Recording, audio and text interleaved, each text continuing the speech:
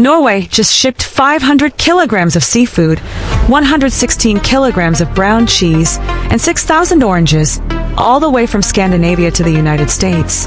Not for a restaurant, not for a food festival, for a football team. Right now, at the FIFA World Cup 2026, the biggest tournament in football history, with 48 teams and 104 matches across the US, Canada, and Mexico, every single team is fighting the same secret battle that nobody talks about. Not the tactical formations, not the training drills, what they're going to eat for dinner. Welcome back.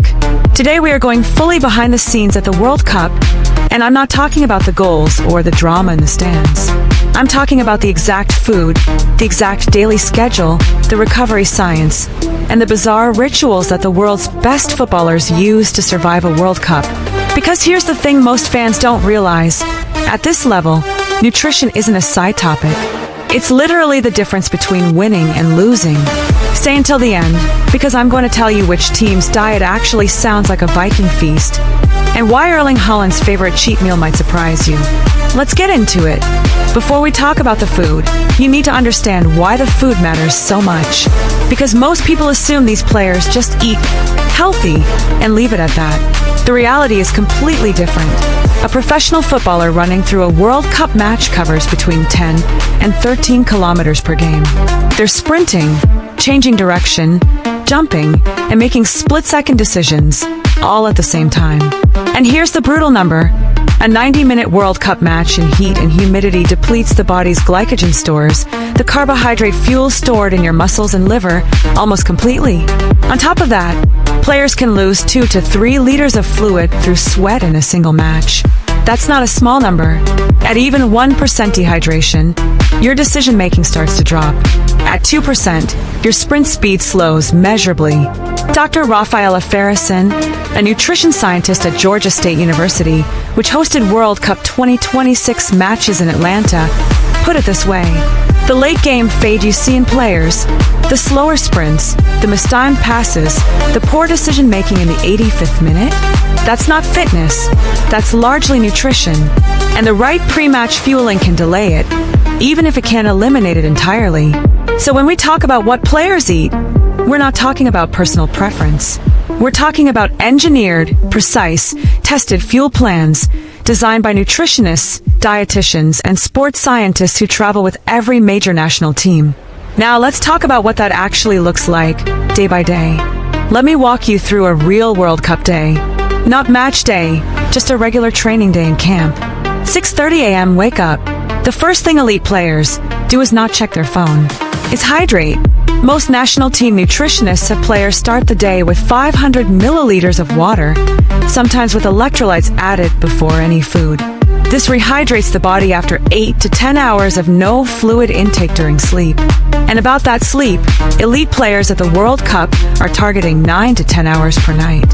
Not 7, not 8, 9 to 10. Sleep coach Nick Littlehals, who has worked with England's national team, has described the 2026 World Cup as the first tournament where personalized bedding, lighting, and sound control are baseline rather than novelty.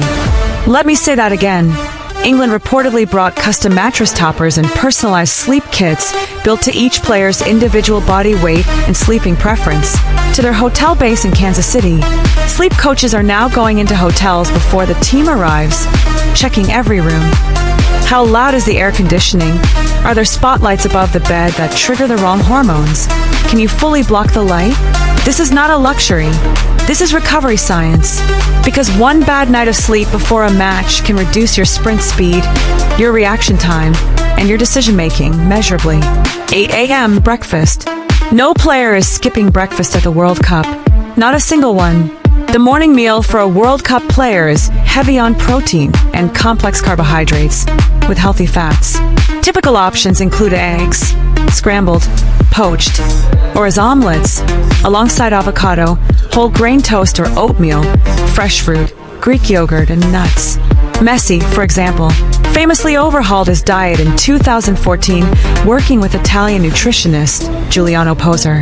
His daily framework is built around 5 pillars: water, extra virgin olive oil, whole grains, fresh fruit, and fresh vegetables.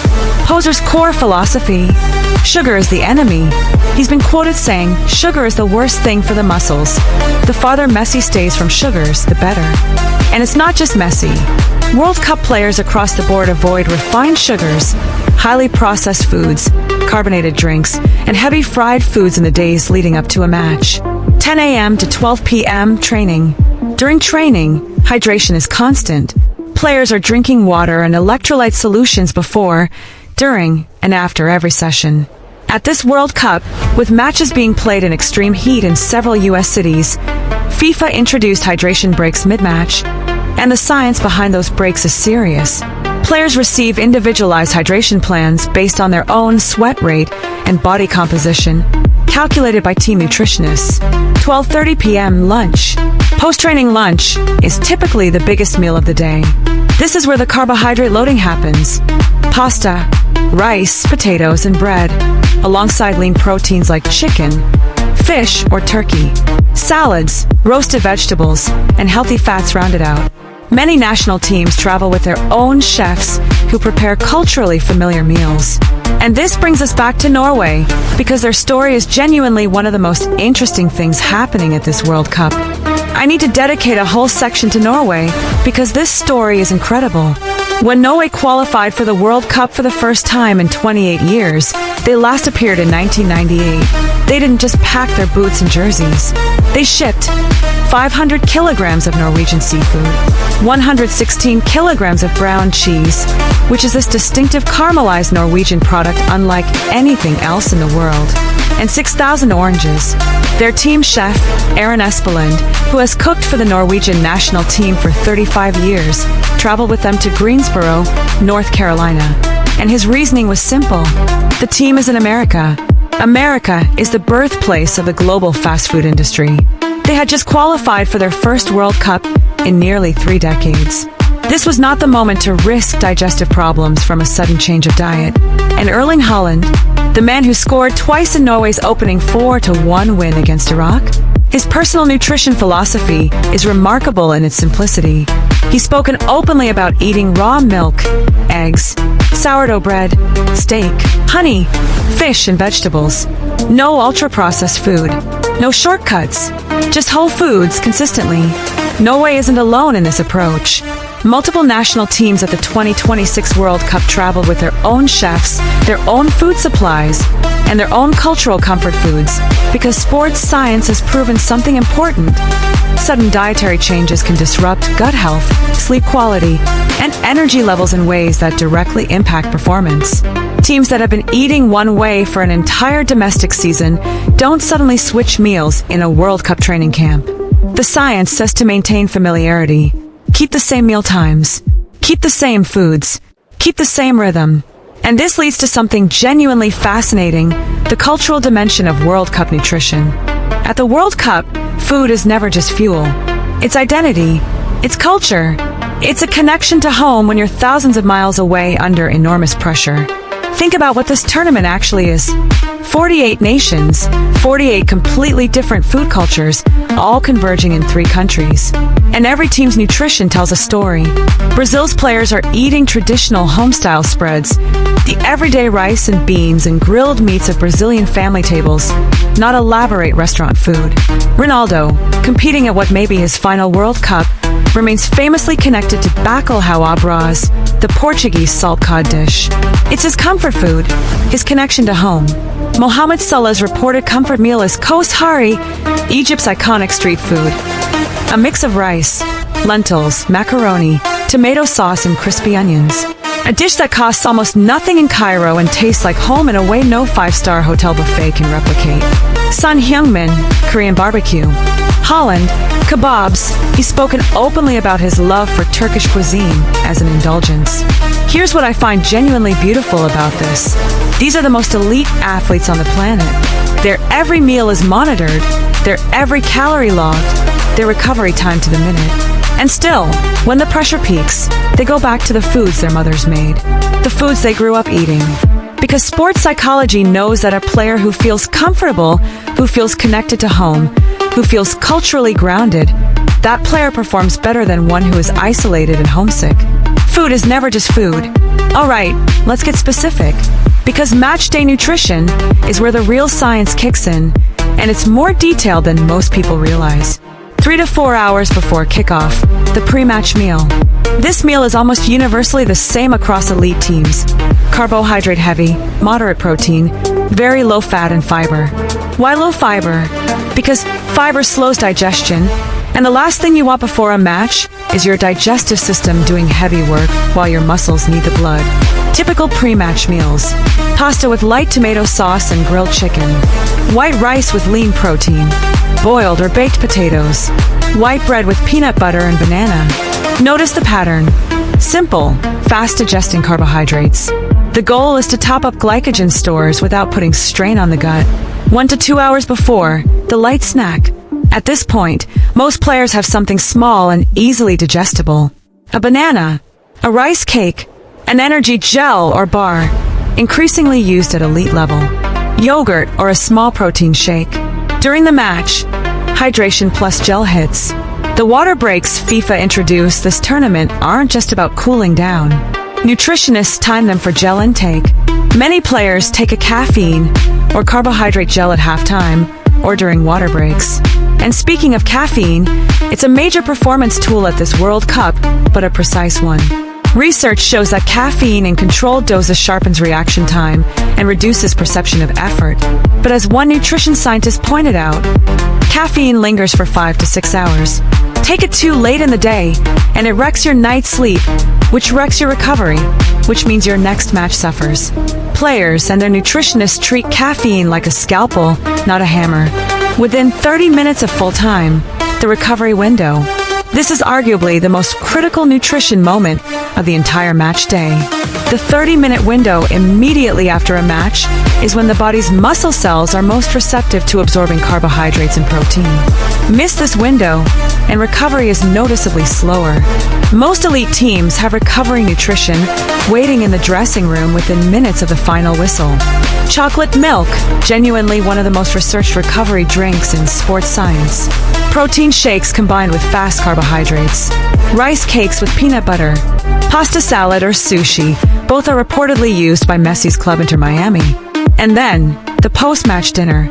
This is where some of the most carefully planned meals of the entire tournament happen. Because a team could have another match in as little as 4 days. Which means from the moment the whistle blows, the nutritionists are already thinking about the next game. High-protein dinner, anti-inflammatory foods, things like berries, turmeric, oily fish, and an early bedtime. The recovery never stops. Here's something that rarely gets discussed when people talk about the improvement in modern football. Everyone talks about tactics. Everyone talks about pressing systems and high defensive lines and data analytics. But one of the biggest reasons football players in 2026 are physically superior to players from even 20 years ago isn't just training. It's nutrition. As Dr. Mark Fell, head of performance nutrition at Science and Sport, put it recently, sports science has elevated the physical capacity of players to the point that the game is almost unrecognizable from 2 or 3 decades ago. And he added something that should make every fan think differently about what they're watching. Recovery quality might not win the World Cup, but poor recovery can certainly lose it. Think about that for a second.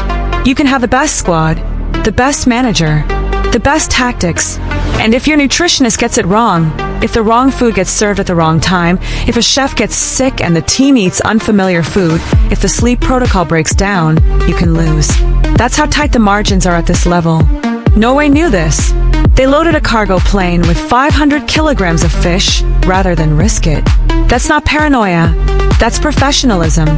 And in a 48-team World Cup, with some teams playing 3 matches in 9 days, those margins are going to decide who lifts the trophy on July 19th. Not just the goals, the glycogen, the sleep, the Norwegian salmon. So, what do World Cup players actually eat? They eat carbohydrates before matches and protein after. They hydrate obsessively with individually designed plans. They sleep 9 to 10 hours a night with custom bedding. They bring their own chefs and their own comfort foods from home. They use caffeine like medicine and treat sugar like poison. And some of them ship a few hundred kilograms of fish across the Atlantic, because when you've waited 28 years to be at the World Cup, you're not leaving anything to chance.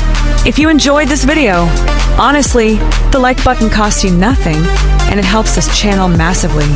It's the best way you can support this type of content. And if you want to see more videos going behind the scenes of the World Cup, the untold stories, the science, the culture, subscribe and hit the bell. Because I've got a follow-up coming on something even more surprising, the sleep science at this World Cup, and how England is literally engineering their players' dreams. I'll see you in the next one.